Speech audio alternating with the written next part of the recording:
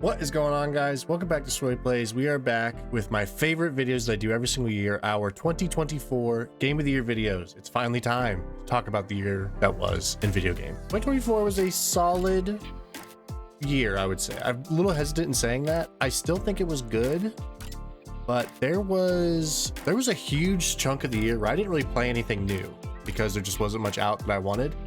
So I think compared to 2023, which, as I mentioned last year, the greatest year of gaming of all time, in my opinion, I felt a little light, but nonetheless, some fantastic games that we'll get to talk about in these videos. I'm going to change up the format from last year. I was going to do every single video got its own video format again, but honestly, the back half of my list, I feel like I have way less to say than I did last year because there's a lot of games I just played once, you know, maybe a couple times that were just like fairly simple that I didn't find myself able to talk for like a super long amount of time.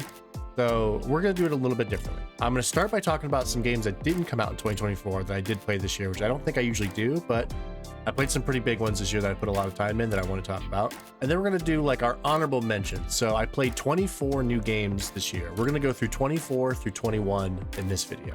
The next video is going to be 20 through 16, and then we'll do a 15 through 11, and then the top 10 are definitely worthy of their own videos. So then we'll have daily videos for 10 through 1 to wrap up this thing. All right, without further ado, let's get into some of the games I played this year that didn't come out in 2024. The first new game I played was Dave the Diver in January. Actually, my wife, Tiff, had weight loss surgery this year, and I was in the in the hospital waiting room for literally 12 hours, and that's where I played 90% of my Dave the Diver. I really liked it. It kind of got to a point where I was like, okay, I get it. They just kept adding more and more and more mechanics, and I was like, I'm not interested in any of this stuff. I got like maybe my 10 hours out of it, was happy with it. I also mainlined Final Fantasy VII Remake and Final Fantasy VII Reunion Crisis Core, whatever that crazy name is. I played both of those for a game that will be on this list at some point. Loved them both. Remake, fantastic. Crisis Core is a very different game, but I still really liked it. On stream this year, I also played Resident Evil 7, which did not come out this year. I want to play Resident Evil 8. I really liked 7. It's probably on like the bottom half of all the survival horror games I played, just because I don't enjoy first person as much. It just gets me like way more tense. Yeah, it was a great game. I'm excited to play 8. I also think like, I don't know when this will come out. Maybe the Game Awards have happened. I think there's a decent chance they announce Resident Evil 9, whatever that ends up being. That would be my first Resident Evil besides the remake of 4 that I'm in like on the ground floor of. That would be awesome. My game of the year last year, Final Fantasy 16, had some DLCs that came out this year that I played. The first one was very short. It was about 2 hours. And even the second one was only like 6 hours. So I was kind of underwhelmed by how long they were. But the second one added in Leviathan and like a whole new icons worth of powers to have and stuff. It was really cool. I really liked it a lot. Just a little short for what I would have loved. Just because I love that game so much, like I want more and more of it, and I would have liked it to be a little bit longer. Speaking of DLCs, I played Alan Wake 2's first DLC, Night Springs, which I loved. It's like 3 episodes, including one where you play as, oh my god, I'm blanking on her name, Jess from Control. You play as like a waitress in the game, and it's like little short stories almost. They're like individual Night Springs episodes. Very cool. And apparently the lake house is like terrifying. The second DLC, I have not played it yet. We'll be playing that on stream at some point.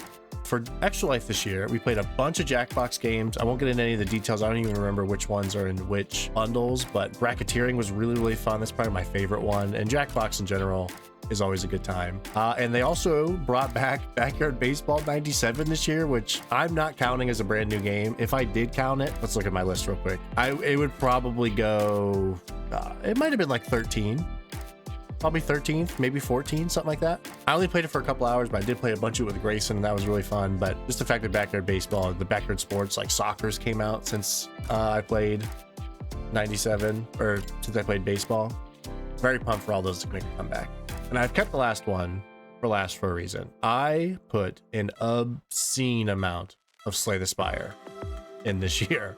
My playtime of that is over 300 hours. I've had less than 100 going into 2023, but another game I'll talk about later got me in the mood for card games. And Slay the Spire, like, if I ranked every game I played this year, it would be in strong consideration for number 1. I really think it's like a perfect game. It's really challenging, but it's so fun, endlessly like replayable. Oh my god, I beat Ascension 20 on an Ironclad run this year. If anybody plays it, Ascension 20 is like the cream of the crop. Finally got one of those wins. It's just an awesome game, and I will be down to play that forever. It'll probably always be in rotation for me. I can't imagine me just being like, I'm done with Slay the Spire now. All right, now let's get into our 24 through 21 games of 2024. The first few games on our list this year fall into the I played it once category that all my lists start with. This was a pretty easy call for what is my least favorite game of 2024, and that would be Foam Stars. Square Enix made a run at trying to give PlayStation a Splatoon-like, and as someone who doesn't like competitive shooters anyways, it definitely didn't make me a believer in the genre. Luckily, it was included with PS Plus at launch this summer, so Josh from ANG and I fired it up for a stream, and I would gladly never play this again. Just super forgettable, and I honestly would be shocked if the servers are still up. In a year where Concord was given 2 weeks before getting shut down, it's kind of a miracle this game exists. I actually came back to my script later because like when I wrote that, no news had came out. Since then, they have announced that I believe it's sometime in mid-January, they are ending their season pass.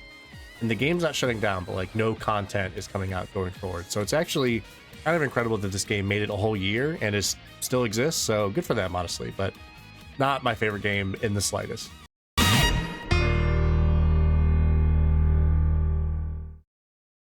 Foam Stars I had no expectations of, but that can't be said for this next game.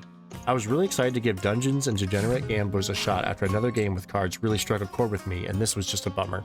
Blackjack as an RPG is a great idea, and maybe if I would have stuck with it, I would have found the magic in it. But roguelikes and card games work best when you immediately pick up the simple mechanics, and then over time, the intricacies make themselves known, and it wanders into easy to play, difficult to master territory. This game just really felt hard to see how the strategies could come together because of how complicated and intertwined the cards you could add to your deck were. It's incredibly unfair to Dungeons and Degenerate Gamblers, but if you look at Slay the Spire, one of the best games of all time, every card at face value, you can see how it's good or how it can work. And from that, you build strategies and realize, oh, this pairs well with this. Or, oh, this relic is going to make me lean into a strength build or a discarding engine. This game just didn't have any of that, and way too often for a first impression, I would see a card and think, I have no idea how to make this work. In a year with some very addicting time sink games, there was just no way I was going to give this game a chance. We have hit the I was too dumb or too distracted or maybe both to enjoy this game portion of our list with Animal Well. I think most people who played this and it clicked for them, this is probably a top 5 game for them this year. I played this game once on stream and I think that did a huge disservice to myself in giving this game a chance for being something I would like. Animal Well is a very cool game regardless of if I liked it. It's a Metroidvania that is one of the best show don't tell games you can find. The art style is so cool and the overall vibe and aesthetic of this game is very unique. Podcasts I listen to have mentioned how many levels there are in this game, but just found myself constantly thinking, okay, where do I go now? Or, alright, how do I get up there? Am I supposed to be able to get up there now or should I come back later? How do I know when it's time to go back? I've never been a Metroidvania fan until a certain game that will appear later on this list, and this game was a great reason why. I think the quickest way to get me to bounce off of a game is to have me get lost / not sure what I'm supposed to do next, because although some people enjoy what I consider mindless exploration and just take your time, I like to feel like I'm making progress. Constantly stopping to look something up or slam my head into a wall is not how I enjoy games. So unfortunately, that means Animal Well isn't for me.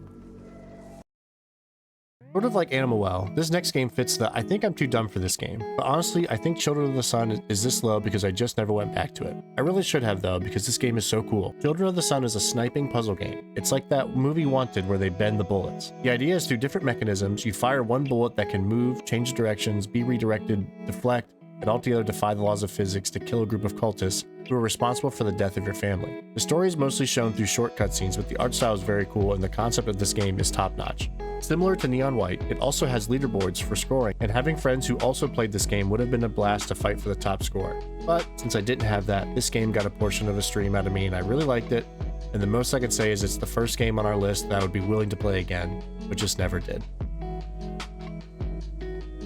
Alright guys, that's it for this video. Thank you so much for watching. Be sure to tune back in for our 20 through 16 entries on our list, and let me know in the comments.